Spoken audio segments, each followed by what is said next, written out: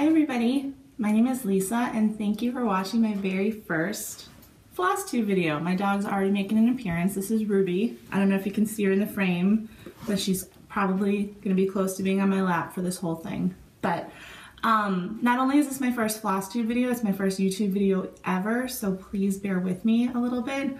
It might be good, it might be terrible, it might be somewhere in between, so we'll see. I discovered Flosstube probably in like September of this year. The very first video I watched was Carolyn Mazio's review of the Millennium Frame Stand. And then like an hour and a half later, I was in a Flosstube wormhole where I'd watched a bunch of videos and got really inspired and learned a lot in a really short amount of time and kind of got ready to stitch again. So a little bit about me. I live in the suburbs of Chicago, Illinois, here in the US. I've been cross-stitching for about probably more than like 25 years. The way I started cross-stitching, I was a swimmer growing up and my parents coached the team that practiced before me. So a lot of times I would have to go and spend like an hour to 2 hours just sitting around a pool while they were coaching the team before I had practice. And there was a mom on the team who cross-stitched, or a mom of a swimmer on the team who cross-stitched. So basically what I ended up doing is I was probably a really annoying little 10-year-old and I just sat next to her and I just watched her because I was fascinated by it. And then she taught me how to do it. And then from there on, the ball started rolling. When I was really little, I would beg my mom to go to Joann's and we'd get different kits. I've always loved like really bright pieces with lots of stitches, very much more like modern, fun kind of stuff. And that's still, even to this day, kind of like what I like to do. Historically, when I was little and in my teens, I did not really finish pieces very much. I would start a lot of them and I'd get to the point of back stitching and then I would stop because I hated back stitching. So I still, if I go around my house at home where I'm from, I could still probably find lots of half-started cross-stitch projects. Maybe I'll do that one day when I go home. I like to do lots of other crafts as well. And actually for a long time, I hadn't been cross-stitching because I've been doing a lot of knitting.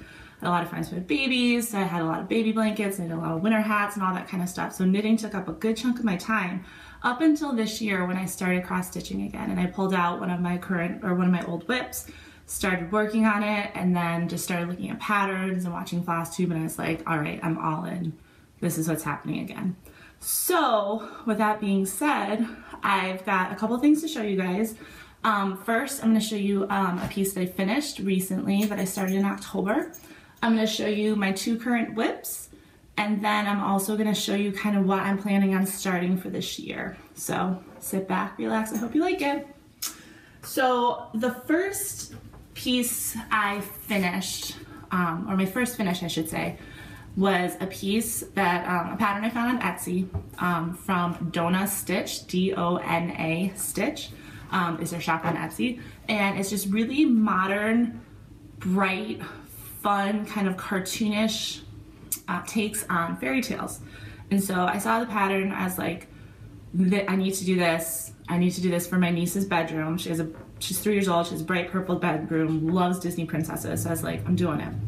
So I chose to first stitch the Rapunzel one, which she has a series of 4 in her fairy tale series. I purchased them all, but I started with Rapunzel. So I'm gonna show you that. So I started this on October 3rd, and I finished it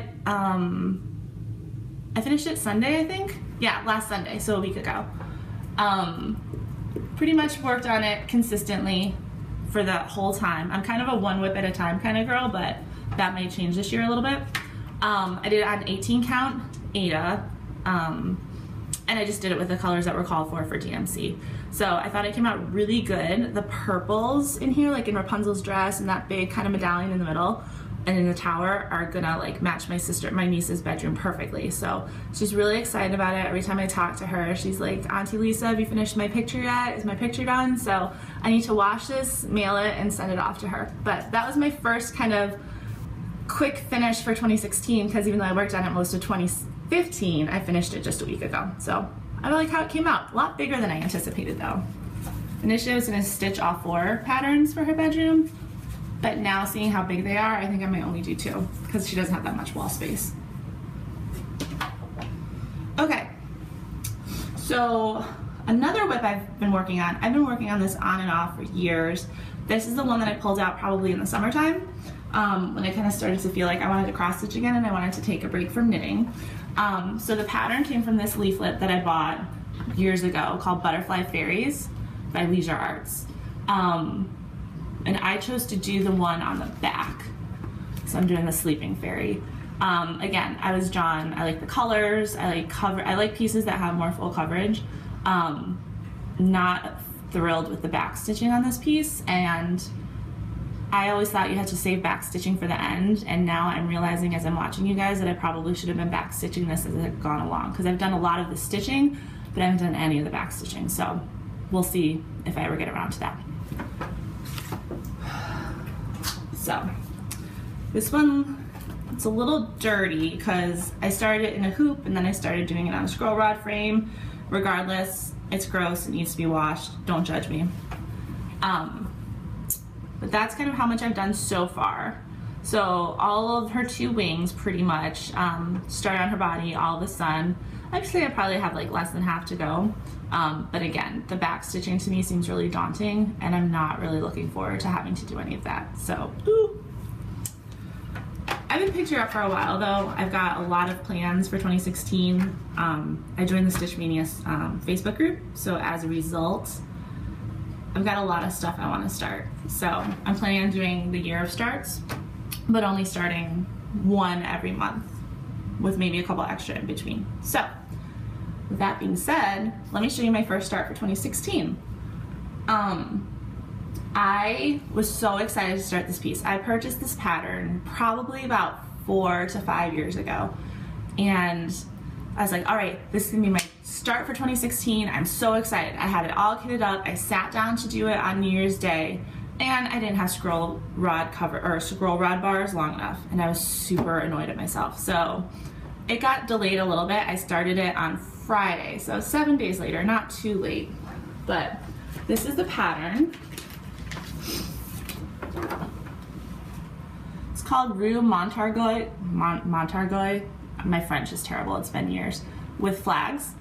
It's a full coverage cross piece from Cross Stitch Collectibles, and it's of a Monet painting. Story behind this painting, I was really blessed when I was in high school and I got the chance to go to France on a school trip.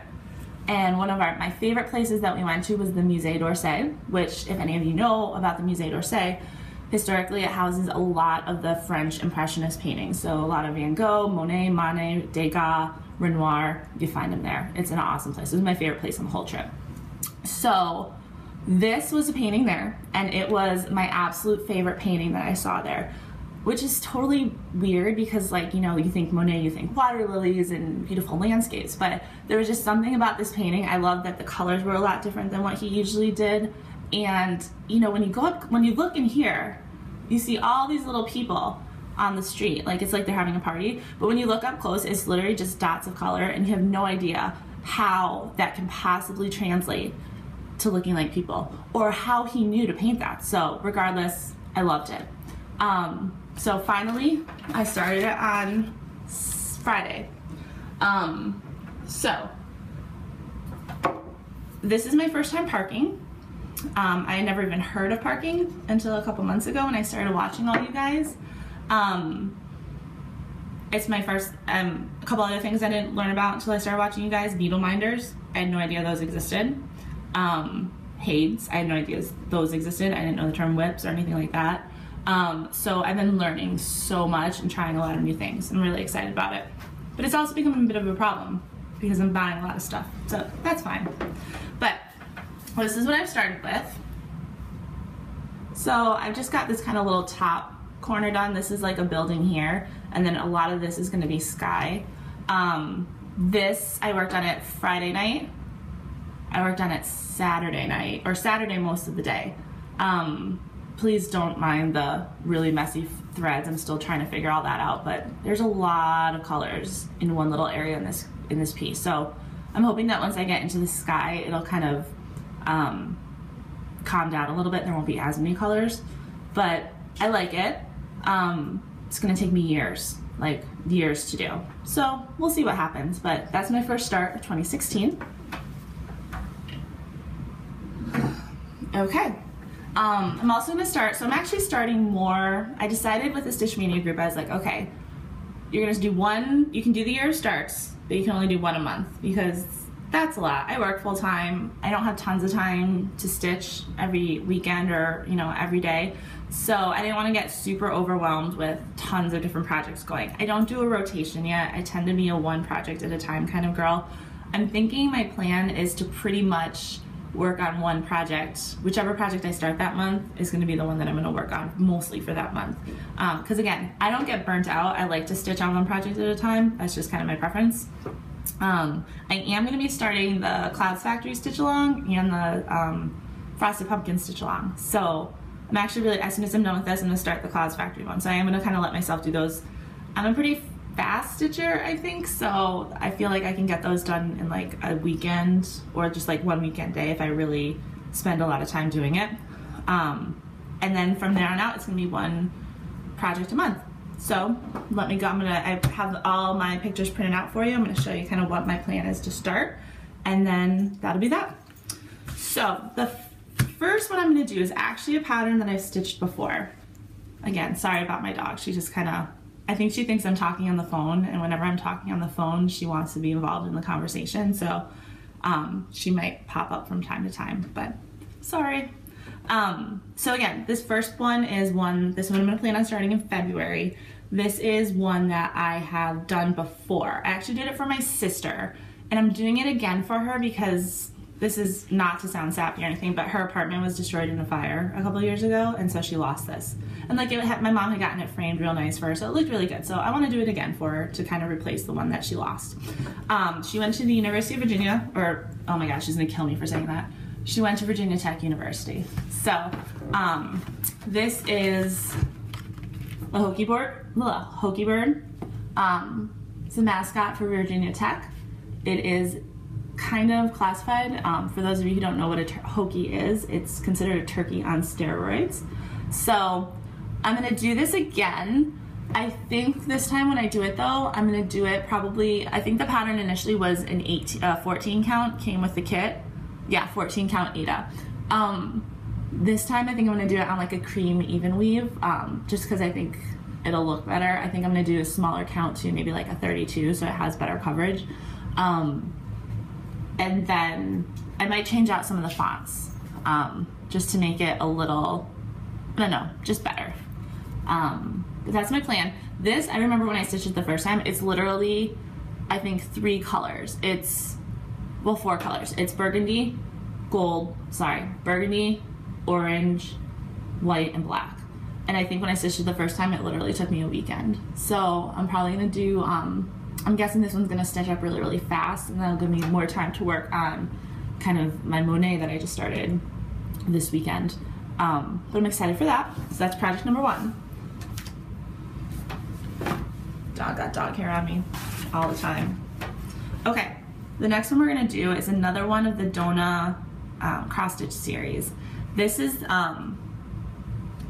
aside from Rapunzel, aside from Jasmine, which unfortunately the designer Ariel hasn't made the Jasmine one yet, my niece loves The Little Mermaid. She loves Princess Ariel, she loves Eric. I started the first one for her, and she's like, did you start my Ariel picture yet? I was like, calm down, slow down. I can only do so much at a time. Jeez, greedy little girl.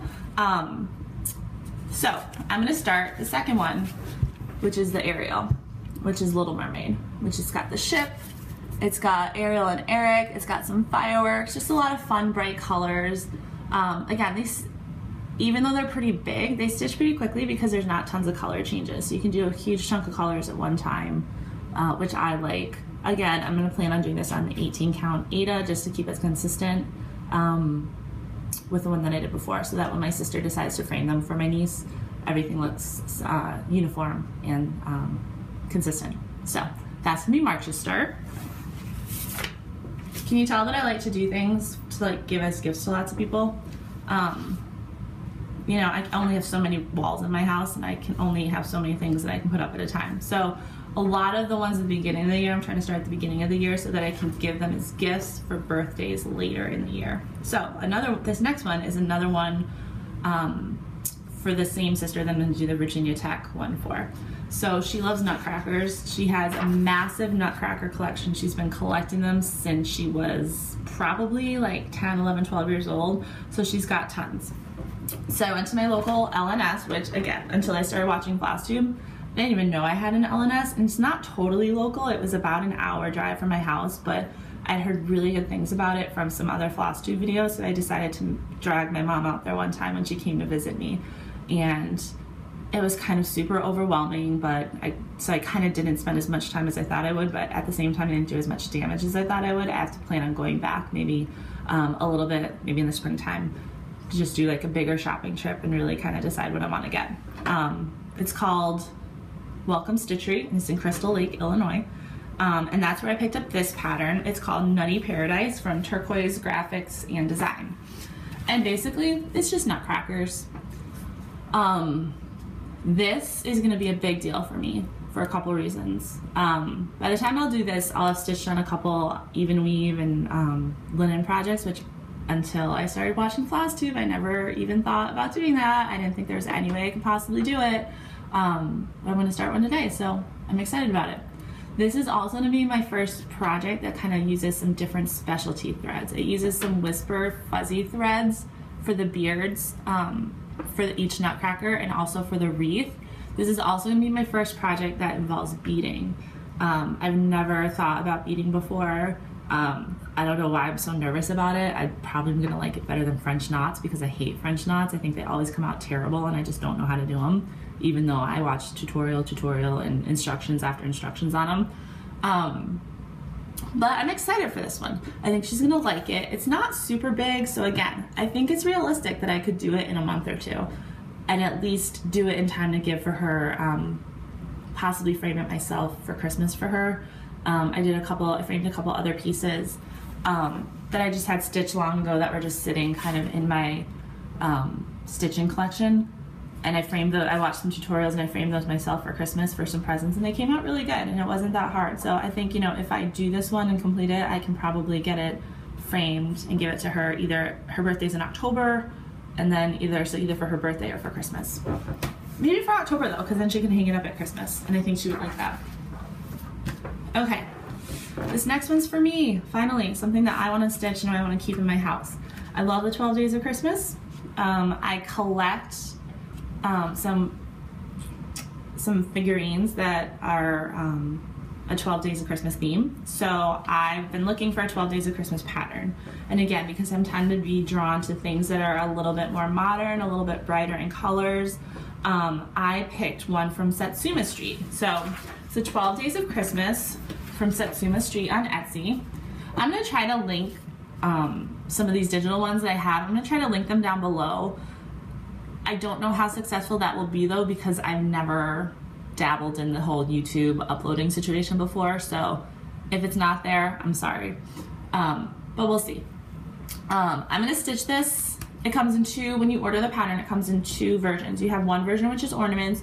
You have one version which is all on one sheet with the border of the one my true love gave to me. And I wanna do it in this form. I don't put a tree up every year because I travel a lot for Christmas, so it just doesn't make it, it's just not worthwhile for me. So I'm gonna do it in this form. I'll either frame it, possibly, I don't know, even maybe turn it into a wall hanging, that type of thing. I don't really know yet. We'll see if I even get it done for this Christmas. But I think, you know, if I get it started and I do like, you know, one or two of these little guys per month, I think it's doable. But again, I probably need to start working on like a rotation, all that kind of stuff. So we'll see what happens. To be continued.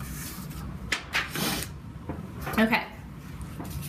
I've lost track completely of which months I'm doing which, so I don't even know at this point. But the next one that I'm going to start is another pattern from Etsy, or from an Etsy shop. It's from Tiny Modernist. It's called Gnome Sweet Gnome. And it's just cute little gnomes and cute little woodland creatures and a little mushroom house. And it just is kind of a fun play on the home sweet home kind of thing. You know, I've been in my house for like 5 years. No, even more, like 6 or 7 or 8, I don't even know. I don't have tons of stuff hanging on my walls. You know, I'm still telling myself I'm gonna paint my main room and all this kind of stuff, so I haven't put a lot of stuff up. So I'm hoping that if I start working on a lot of these that I can start framing them and have some decor in my house, because right now my walls are pretty much blank, minus a couple of pictures here and there. But I thought this was really cute. I love gnomes. I was a gnome for Halloween one year. It was my favorite Halloween costume ever.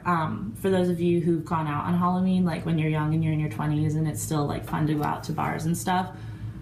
I live in Chicago.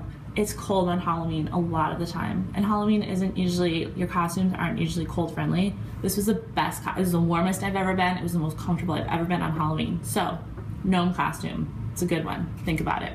But yeah, so I'm gonna stitch these little gnomes as a result. I'm pretty excited for it, I think it's adorable.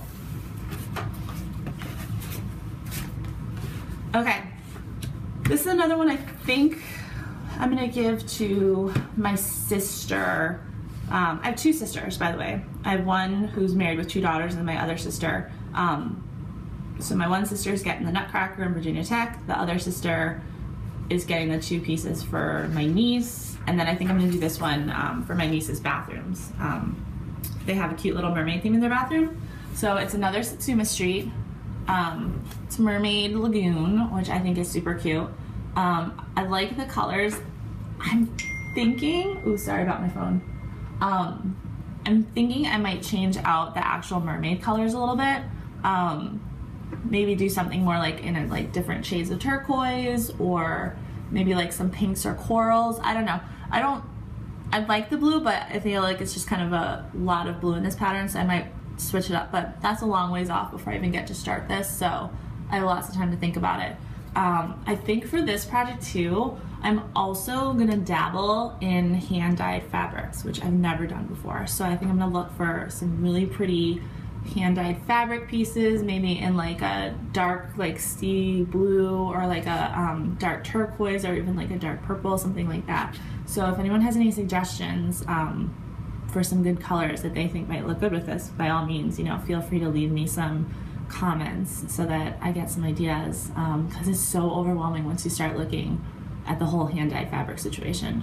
There's a lot.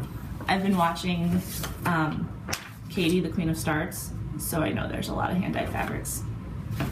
Okay, 3 more to go. So I guess this would be October start, which I actually probably should make the one after in October, but that's fine. Okay, so again, I love full coverage pieces. I love the full coverage pieces that have been converted, or patterns that have been converted from works of art. I think they're beautiful. I like to stitch them, even though it's a lot at one time. So I've got another one on my start list. This is one that I just happened upon on Etsy. I get a lot of my patterns on Etsy, if you can't tell. I pretty much get everything. Anytime I need a gift, a present, whatever, I go to Etsy. If you can't find it there, you probably won't find it.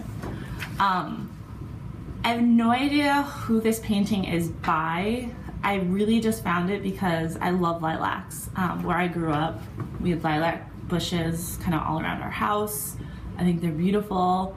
They smell great for like a day when they're in your house, and then they don't last very long, so it doesn't smell great after that. But so I found this from XSquared cross stitch, and it's called A Still Life with Lilacs and Violets on a Draped Gilt Rococo Table. So longest name in the world, but a really pretty pattern.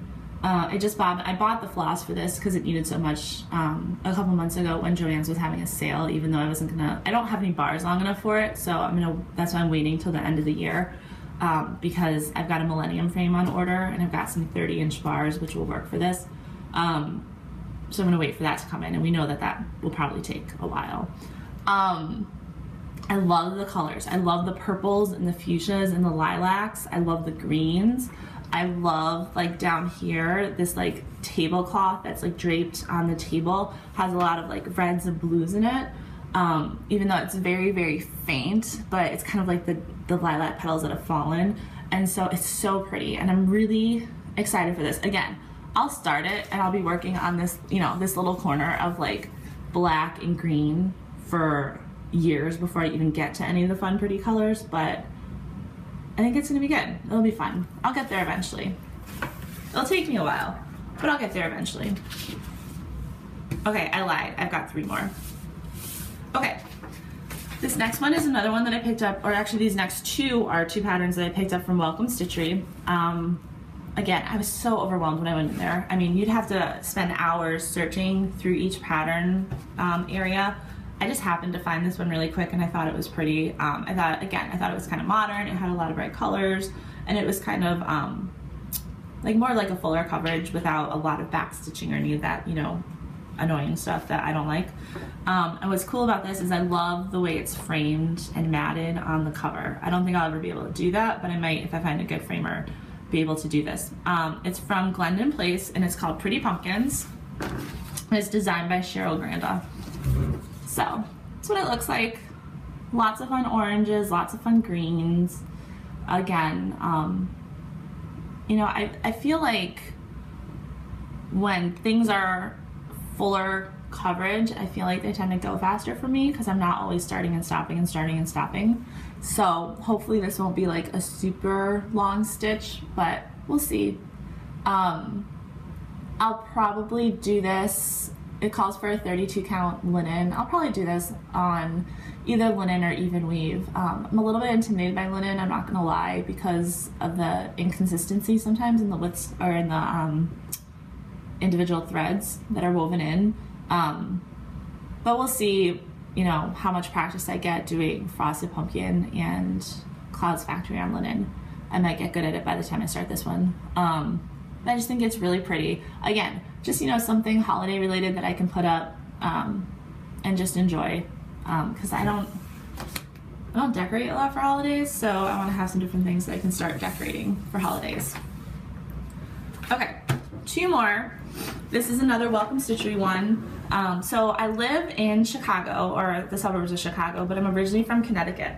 I moved out to Chicago about 10 years ago, 10 and a half years ago after I finished school. That's where my first job was, and I've been here ever since. I live in the suburbs though, so it's not like I'm from Chicago. If you ever meet somebody who lives in the suburbs and they say they're from Chicago, that's like my biggest pet peeve, because you're not. They're very different places. But these last 2 patterns actually kind of reflect the fact that I live near Chicago and kind of where I'm from originally. So this is a Sue Hillis design. It's just a map of Connecticut. That's where I'm from originally, the East Coast. I love it. I love the little crabs. I like, you know, it's really got everything we're known for in Connecticut. It makes us seem like we're a whole lot more like agriculture-ish than we are, if that makes sense. But funny to know, like Connecticut's known for some pretty decent crops. We were known for, we grow a lot of tobacco, which I think, unlike corn, which are these little guys right here, I think those are supposed to be nutmegs. Connecticut is actually known for having a very high, or at one point being a big producer of the spiced nutmeg. That's why we're actually known as the nutmeg state, if you didn't know that. And then we've got like our state flower up here, which is the mountain laurel. You know, we had a lot of mills, like fiber mills growing up, or in like the 1800s, so a little spool of thread. I'm really excited to do the fish and the crab and the water. I think that's gonna be pretty. What I'm planning on doing for this though is I am gonna try, this is, again, a little nervous about this because I'm usually like very by the book, like whatever the pattern says, whatever the pattern calls for, that's how I do things. But for this, I think I'm gonna switch a couple things up. And mainly what I'm gonna do is I'm gonna swap out some of the state or some of the city names, and I'm gonna put in, like, I'm gonna put like my hometown in. My family, we're really lucky, we have a little beach cottage on the Long Island Sound. I don't even know if I was pointing to water. There you go. So I'm gonna put where we live there. So I'm gonna have to kind of probably move some things around, play around with a couple things. I might leave a couple off. Like, I think I'm gonna leave Waterbury off. I don't know if anyone's been to Connecticut, but Waterbury is an awful town. No offense if you're from there, but it's not the best. Bridgeport, not the best. So I'm probably gonna leave a couple of those off and more so replace it like with like, and like Bristol, I'll probably swap out for another town, like where my dad was born, the town where my mother was born, where we lived, and then where our beach house is now, because those are towns that have more meaning for me. But I think it'll go, hopefully I'll be able to figure that out. We'll see how well. I'll probably have to kind of rechart a couple things, but it's just a matter, I think, of mainly maybe just moving around some of the little, like the little like nutmegs and things like that, and then just kind of changing the placement of where some of the backstitch cities are. So I think it's doable. And then the last one, since I live near Chicago, is another Satsuma Street, and it's her Pretty Little Chicago, which I've got one representing my life in Connecticut, I've got one representing my life out here in Illinois. So all of our main landmarks, for those of you who have not been to the Windy City, we've got our wind up here, actually not named because of the wind though, even though Chicago has a lot of it. It was, we had a lot of windbagging politicians back in the day, and that's how they got the name, the Windy City. So, fun fact. But we've got the Hancock Building, the Sears, Willis Tower, whichever they're gonna rename it. I think it's up for sale again, so it might be something different. The Corncob Buildings. This one I like to call the Adventures in Babysitting Building. For any of you who've seen that movie, when they end up in the city and they end up at the father's party, and then the little girl, she climbs out and she slides down the building. It's that little pentagon, well, not a pentagon, rhomboid shaped building, or rhombus. I should ask my sister, she's a math teacher, she would know the shapes better than I would. Then we've got like the Art Institute, the Navy Pier Ferris wheel, which is actually being redone. It's gonna be much larger and bigger, so if anyone's planning a trip out to the Midwest this year, check out the new Ferris wheel. We've got the Bean, Water Tower Place, which is on, not Water Tower Place, but the Water Tower, which is on Michigan Avenue, right near Water Tower Place, which is where all the good shopping is. Well, some shopping. And then like the shores of Lake Michigan. So I'm pretty excited about that. I think it'll be pretty.